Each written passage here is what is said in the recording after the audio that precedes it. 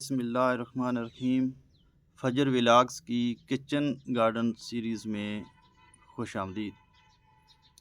अक्सर लोग घबरा जाते हैं जब इनके पौधों के पत्ते अचानक से पीले पड़ने या गिरने लगते हैं, ख़ास तौर पर कद्दू, बैंगन, टमाटर जैसे पौधों में।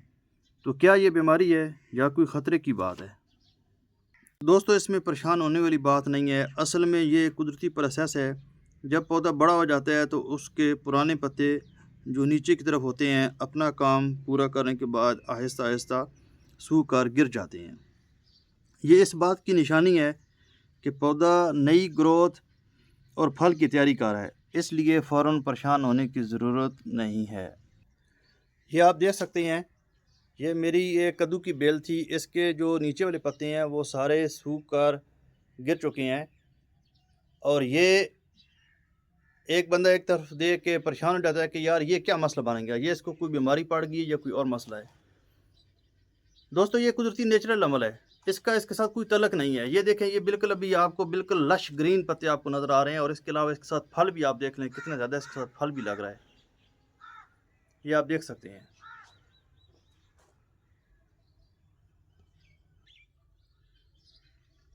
ये इसके ऊपर वाला सिरा है, ये आप देख सकते हैं, इसके साथ जो फल लग रहा है।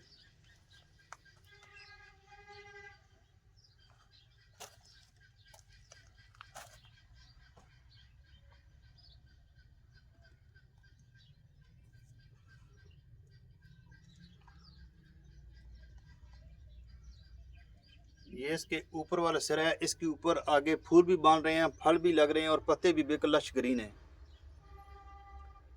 और इसके अलावा ये इसी बेल की एक दूसरी शाख थी जो सीढ़ियों के ऊपर आ गई है। इसमें भी आप देख सकते हैं कि फल भी लग रहा है और बिल्कुल पत्ते भी सही अच्छी तरीके से लश ग्रीन है। ये देखें, लेकिन यहाँ पे आप देखें बिल्कुल पत्ते हैं ही नहीं।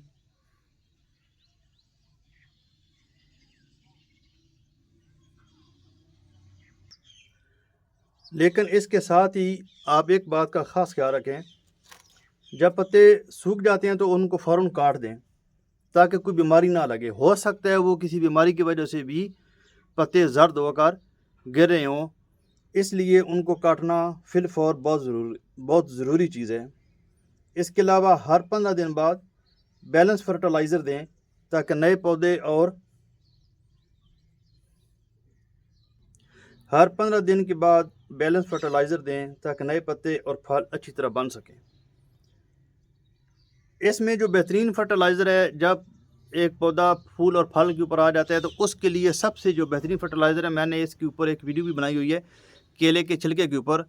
ये इतना ज़बरदस्त बेहतरीन इसका फर्टिलाइज़र है कि मेरे ख़्याल में अगर आप महंगे से महंगा भी फर्टिलाइज़र यूज़ करें तो उससे भी ये कहीं ज़्यादा बेहतर है, क्योंकि केले के छिलके में पोटाशियम, फास्फोरस, कैल्शियम और मैग्नीशियम, ये 4 मिनरल्स वाफर मकदार में पाए जाते हैं। और ये इस वक्त पौधे के लिए बहुत अहमियत रखते हैं। इसके अलावा जो इसमें आप पानी देते हैं वो ना ज़्यादा दें और ना कम दें, एक मुनासिब पानी की मकदार रखें। और अगर कीड़े या सफ़ेद मक्खी नज़र आएँ तो नीम ऑयल या घर का कोई भी ऑर्गेनिक स्प्रे आप बना के इस्तेमाल कर सकते हैं।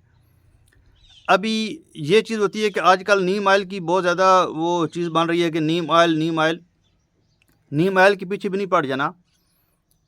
नीम ऑयल से भी बेहतर है तारा मीरा का ऑयल। तारा मीरा का तेल इतना ज़बरदस्त है कि वो नीम ऑयल उससे कहीं ज़्यादा पीछे है। तो मैं तो उसको रेकमेंड करूँगा जो तारा मीरा का तेल है। नीम ऑयल भी अच्छा है, लेकिन ज़रूरी नहीं होता कि नीम ऑयल हर जगह पे आपको दस्तयाब हो।